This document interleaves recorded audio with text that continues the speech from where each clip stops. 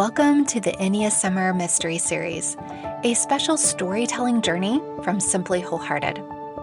Over these 9 special episodes, I'm inviting you to step into someone else's shoes, to feel their hopes, fears, and longings before you even know their Enneagram type. It is a fun guessing game, but also the invitation is this: to hear your own story differently, to experience how grace, truth, and transformation meets you right where you find yourself. If you love Jesus and the Enneagram, well, you have found the right place, and I know you'll feel right at home. I'm your host, Amy Wicks, your wholehearted coach and guide by the side. Let's begin.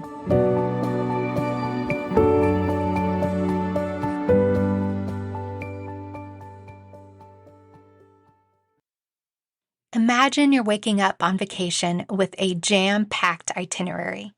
You've planned every moment for fun. You have added adventure and loads of memory making. And you're the one who's there to keep things light, keep everyone moving, and helping everyone find the next great experience. You're the planner, the dreamer, the one who turns even ordinary days into something extra. But underneath all that energy, there's a quiet fear of missing out, a pull towards the next thing, even when this moment is jam-packed full. Today, I'm inviting you to step into the heart of someone who is learning to stop chasing every opportunity and start savoring the magic that's already right in front of them. Can you guess which personality type I'm talking about? Well, let's take a walk through their world. It's supposed to be the trip of a lifetime. We're at Walt Disney World. Park hopper passes in hand, matching t-shirts, backpacks loaded with snacks, and the perfect plan to squeeze in everything. Magic Kingdom in the morning, Epcot for lunch, hello, International Eats, Animal Kingdom by mid-afternoon for the iconic safari ride, and if we can time it right, we can make it back to Hollywood Studios for fireworks and churros before bedtime. I love this kind of day. I live for it. Fast-paced, fun, full of possibilities. And yet, here I am, standing in line for Space Mountain, clutching my iced coffee, that's already gone lukewarm, scrolling through the app to see wait times, texting our friends to see where they are, and already thinking about tomorrow's itinerary. My brain is buzzing, and it's buzzing loud. What if I'm missing something? Should we skip the fireworks to get to the new roller coaster instead? What if the restaurant we picked isn't actually the best one? Should we just grab a quick bite and keep moving? I glance around at my family. They're laughing, sweaty, fully immersed in the moment. And suddenly I feel it. I have got to get out of here. I need to escape. I ponder my idea to sneak away for a bit. I could just find a quiet corner, maybe even a stairwell on Main Street, hidden between the shops. A nap sounds heavenly. I just need 30 minutes to reset, to stop thinking, to breathe without anyone needing anything from me. And honestly, I almost make my escape. I almost get away with it. But something in me pauses. I know this pattern. The running, the numbing, the way I disappear right when life is asking me to stay. I stop in my tracks. My heart is racing, the sweat is definitely dripping, and I realize I'm holding a half-melted Dole Whip. And then it dawns on me. I'm about to sabotage my entire day. Not because the magic isn't here, but because I keep believing there's always something better, just out of reach. I decide right there to step off to the side of the path. The parade music's still blaring in the background, and my family hasn't yet noticed I'm not around. I pray a quick whisper under my breath. Jesus, please help me stay in this moment. Help me to not want to run, and to just pick one thing and fully enjoy it. I continue to take my deep breaths. I throw the now melted Dole Whip in the trash, and instead of heading for that secret stairwell, I decide to go back towards my family. We finish the line that we started, and then we choose one next thing to do. It's a slow ride, something that we can all do together. I tuck my phone away, I put my plans aside, and I choose here, this moment. Not because it's perfect, and not because I have all the things, but because there's joy to be had here, in this moment, exactly as it is.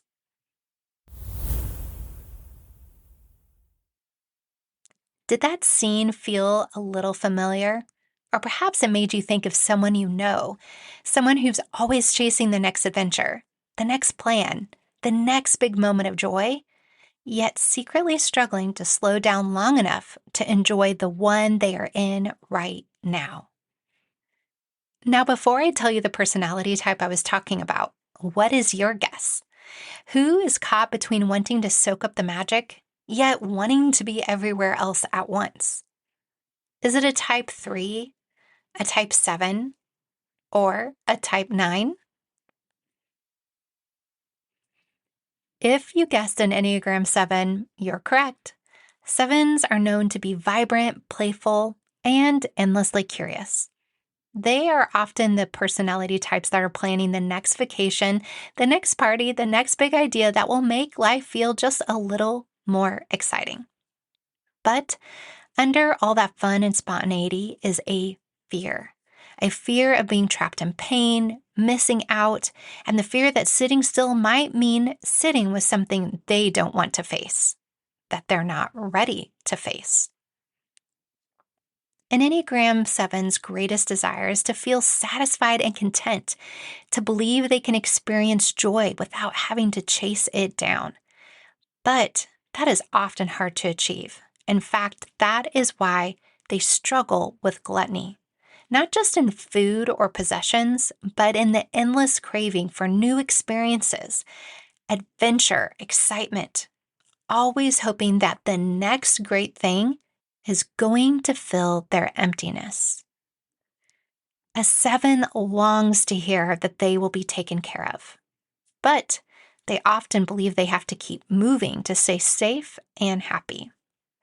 Now, when a 7 goes on their wholehearted journey and learns to live in health, they pause, they savor, they stay present, just like a friend did in the middle of the swirl at Disney World. And in the end, a 7 can discover the kind of joy that isn't fleeting. Rather, it's rooted, grounded, and satisfyingly enough. Healthy 7s can teach the rest of us something that we might forget. The joy isn't about chasing the next adventure or filling every moment with excitement. It's about learning to stay steady, even when life feels like it's spinning fast.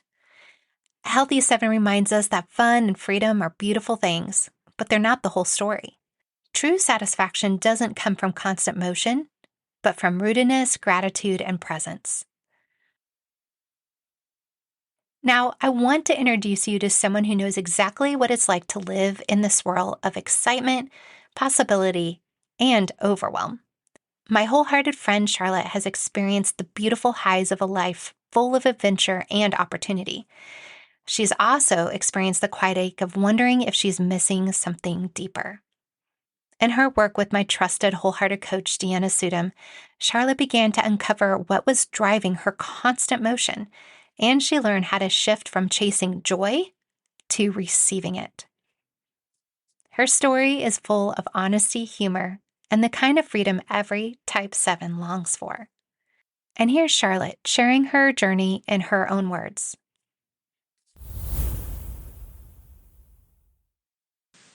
Hi, my name is Charlotte, and I live in the Midwest. Yes, the very flat Midwest part of the good old USA.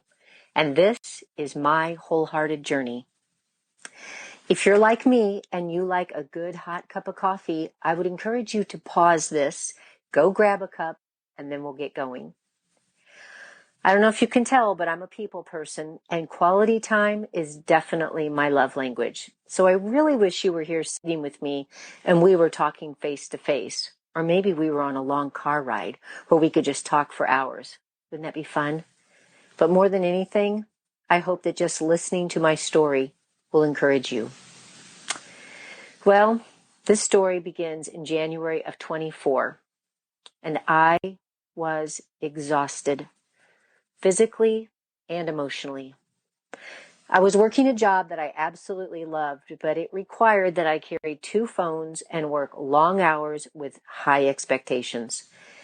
I had been in this job almost 3 years, and although it was quite rewarding and I really liked the company, I was needing to get my life in a better balance. On top of the hectic pace, I had been estranged from one of my children for about 4 years. And this, as you can imagine, was so difficult to comprehend.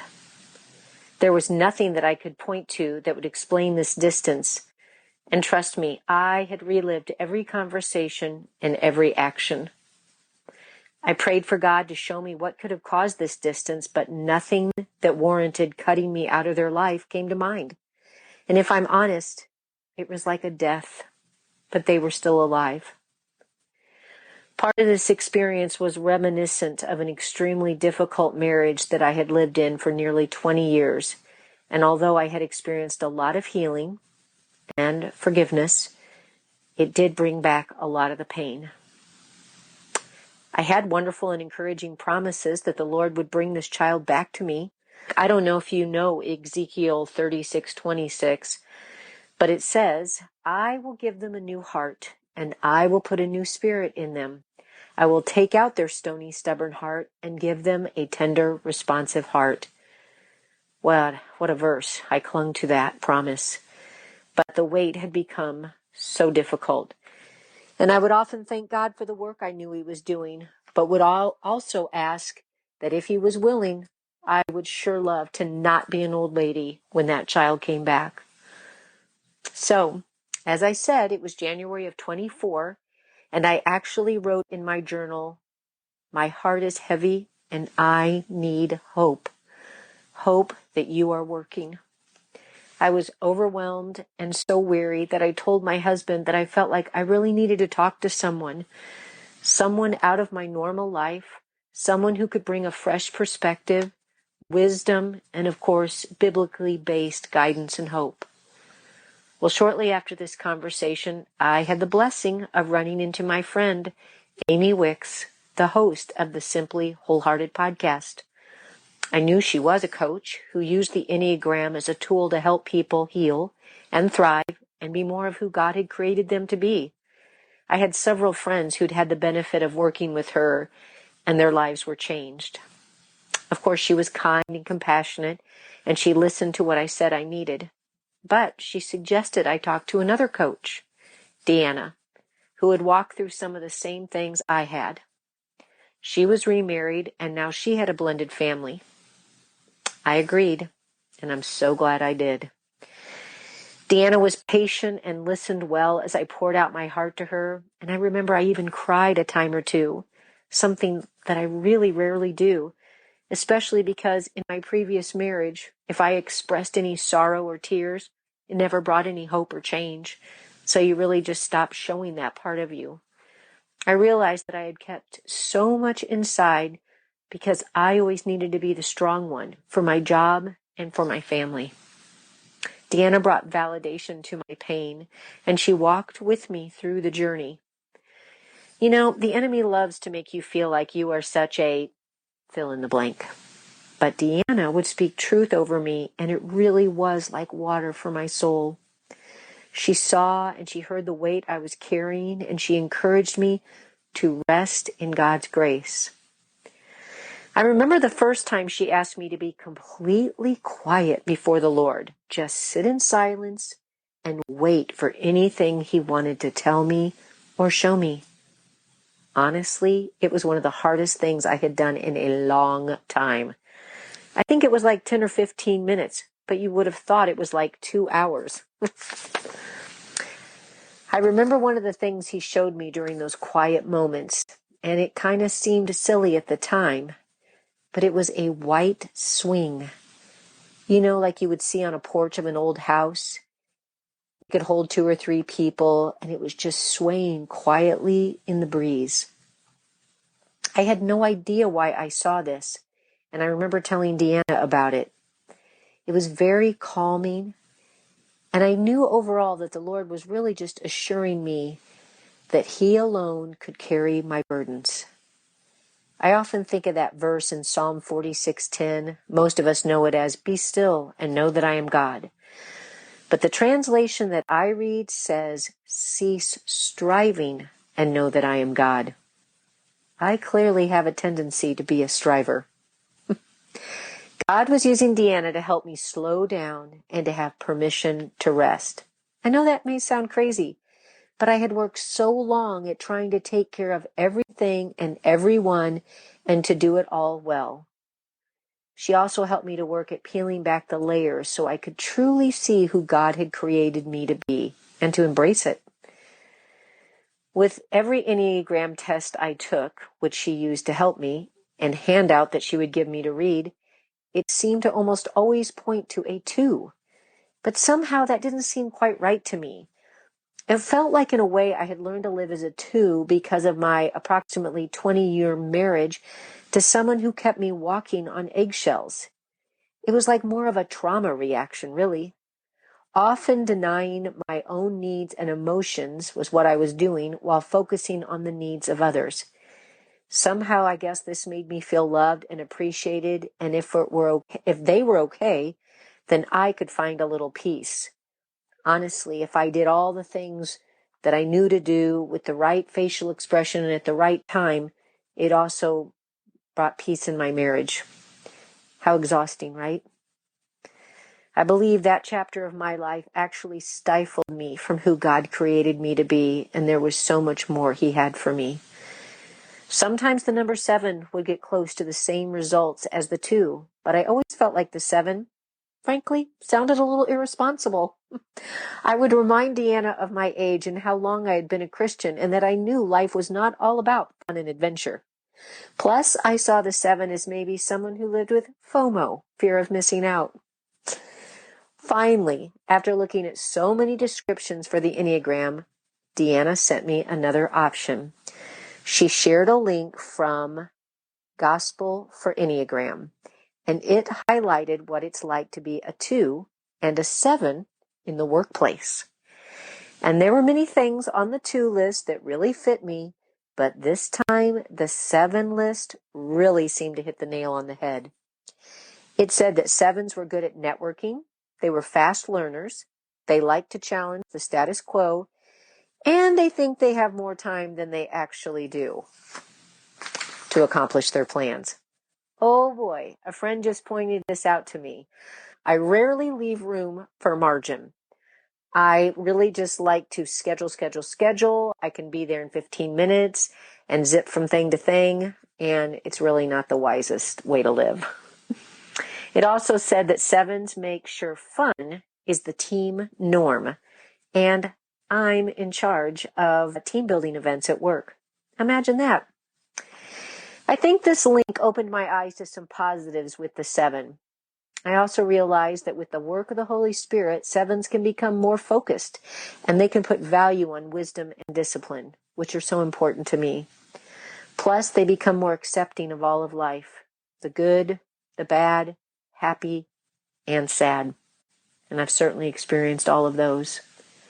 I think the Corrie ten Boom quote, "Hold everything in your hands lightly, otherwise it hurts when God pries your fingers open," has really spoken to me. I continue to hold things much more lightly, knowing that my striving, it's worth nothing, for He is God and He is in control. This all started to resonate with me. I realized I do tend to fill myself up with experiences. I'm almost always the optimist, putting a positive spin on everything. Plus, I love to plan fun things for my family and friends. In fact, I just planned a girls' weekend in September, and I'm actually counting down the days. I know I must be careful, though, because sometimes this can exhaust me if the fun is out of balance. I remember that God doesn't want me to run from pain or cover it up with good times, but to slow down, rest, and let Him bring the healing. Because of all that God has done, I now schedule times of rest. It's sometimes an ongoing challenge, but it's a discipline that has been a huge blessing. I now have a different job with one phone, and I work 4 days a week. I try not to fill that day off with lots of to-dos. but to carve out time to listen to God and rest. And remember the story of the white swing? Well, I went on a trip to Florida several months after God showed me that swing. And my husband and I went to the beach, a beach we'd been to many times, but we went to a different area of the beach, and we saw this big covered porch overlooking the ocean. And on this big porch was a white swing, and it was moving slowly in the breeze. And I must say, it was such a picture of rest. And I thought back to what God had shown me, and I was so thankful. We sat on that bench, or that swing rather, and we looked out at the ocean in quietness for so long. And it was just such a picture of who God is and how He alone can bring the rest. Lastly, my child came back. Yes, praise the Lord. It is one of the greatest blessings. So I want to just say, whatever you are going through, keep praying and trusting the Lord. He is faithful. I hope my story encourages you to do the work that God has for you. Figure out who He created you to be. I'm glad He made me a 7, and I'll keep entertaining with joy, but continue to practice quiet and rest, realizing that I cannot change anyone. I'm limited, but He is not. Oh, and FYI, I no longer have FOMO. Now I actually enjoy moments of JOMO, joy of missing out, because now I like to rest, not pack my schedule quite as much, and I'm resting in who God made me to be. Thanks for letting me share my story.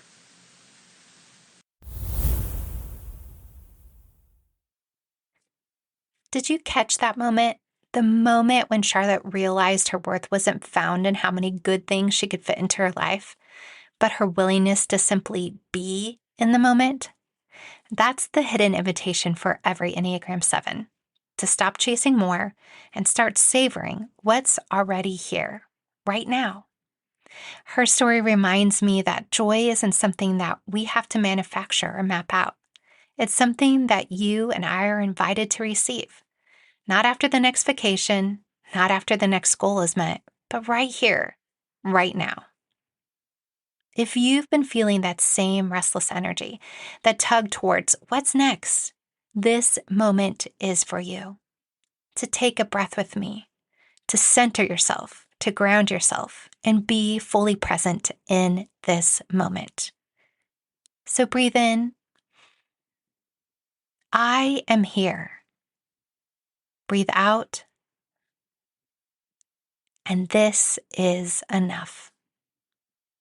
Lord, when my mind races towards the next adventure, the next thrill, the next distraction, remind me that the life I am longing for isn't out there somewhere.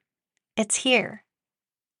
Teach me to slow down, to savor the beauty of the moment that you've given me. Help me to release the grip of constant planning and doing, and instead, anchor me in contentment, gratitude, and peace. May I learn to carry joy gently, not chasing it, but letting it grow naturally in the quiet places of my heart.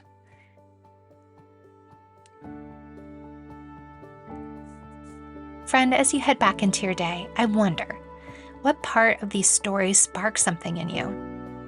Was it the thrill of chasing after everything at once? The tug of war between excitement and exhaustion? Or maybe that tender moment when she realized the magic wasn't in the next adventure, but choosing presence right where she found herself? If that story stirred something familiar in you, I would love to walk alongside you to guide you towards more grounded, joy-filled living. You don't have to do it alone. You don't have to figure it out on your own. There is a way forward to live in the joy of adventure and the contentment of right now. Take your first step at simplywholehearted.com/EnneaSummer. You can get a free guide specific for your Enneagram 7 type. And then as you go through that process, you'll be invited to book a clarity call if you're ready to take that next step towards true contentment and freedom. This is your invitation to stop chasing and to find the joy waiting for you right now. So this, my friend, is the heartbeat of Simply Wholehearted. We're all broken.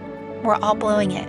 But the brave one, she does something about it.